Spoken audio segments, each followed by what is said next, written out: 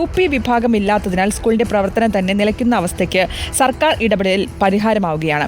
MLA MM മണിയുടെ ഇടപെടലിലാണ് വിദ്യാഭ്യാസ മന്ത്രി ഉടൻ തന്നെ തുടർന്നിരുന്നത്. മറ്റു സ്കൂളുകളിലെത്തി UP വിഭാഗത്തിൽ പഠിക്കുന്ന കുട്ടികൾ ഉടുമ്പൻചോല സ്കൂളിലെ ഹൈസ്കൂൾ വിഭാഗത്തിലേക്ക് തിരിച്ചെത്താറുമില്ല. ഇത് സ്കൂളിന്റെ പ്രവർത്തന വിഭാഗം LP വിഭാഗവും HS വിഭാഗവും ഉണ്ട്. UP സ്കൂളില്ല. ഇവിടെ തമിഴ് വിഭാഗം UP സ്കൂള് അനുവദിക്കുന്നതിന് നടപടി ചെയ്യും. ബഹുമാനപ്പെട്ട അംഗം പുനഃപ്പെടുത്തി 6-7 ക്ലാസ്സുകളും ഉടുമ്പൻചോല ഗവൺമെൻറ് ഹൈസ്കൂളിൽ ആരംഭിക്കുന്ന കാര്യം സർക്കാരിൻ്റെ പരിഗണനയിലാണ്. UP സ്കൂളിന് മാത്രം അംഗീകാരമില്ലാത്ത അപൂർവ പ്രതിസന്ധിയിൽ കഴിഞ്ഞ 13 വർഷമായി ദുരിതമനുഭവിക്കുകയായിരുന്ന വിദ്യാർത്ഥികൾക്കാണ് ഇപ്പോൾ സർക്കാർ ഇടപെടലിൽ ആശ്വാസമാകുന്നത്.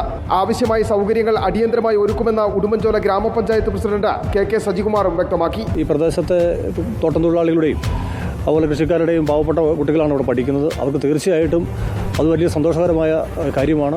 UP വിഭാഗമില്ല എന്നതിന്റെ ഒറ്റക്കാരണത്താൽ കുട്ടികളെ സ്കൂളിൽ മാറ്റി ചേർക്കേണ്ട സാഹചര്യമുള്ളതിനാൽ നിരവധി ആളുകൾ കുട്ടികളെ തമിഴ്നാട്ടിൽ നിർത്തിയായിരുന്നു പഠിപ്പിച്ചിരുന്നത്. ഈ പ്രതിസന്ധികൾക്കെല്ലാമാണ് ഇപ്പോൾ സർക്കാർ ഇടപെടലിലൂടെ പരിഹാരമായത്. റിപ്പോർട്ടർ ഇടുക്കി.